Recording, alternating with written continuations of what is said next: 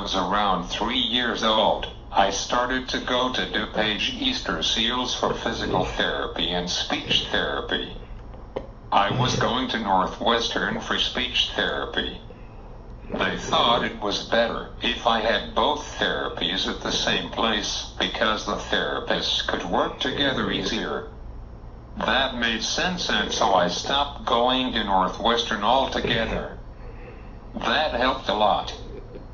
My first speech therapist was Judy Gardner, and she was excellent not because she was awesome at her job, but she wanted every child and adult with a disability to be the best they could be. This mindset grew onto the parents.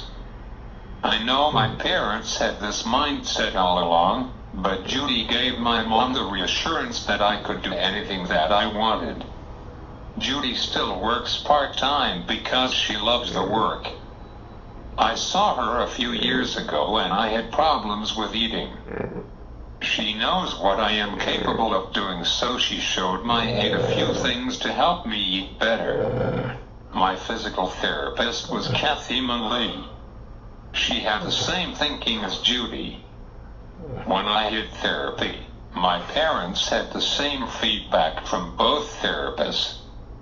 If you are a parent of a child who goes to therapy and doesn't receive the similar message, you might want to find a different place for therapy.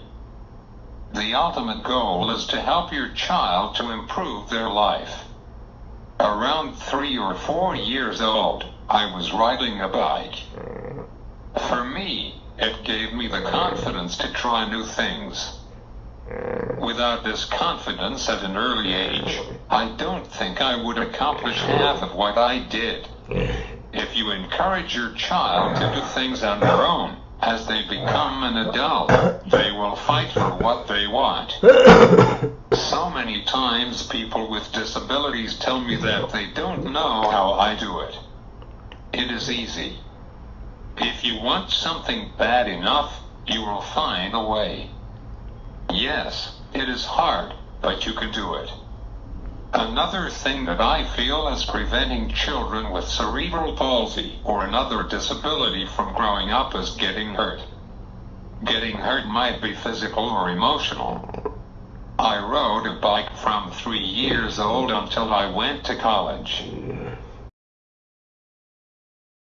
Yes, don't think I got hurt. I get hurt so many times that the hospital started to think my parents were hurting myself. One time my mom took me one day for a bike ride.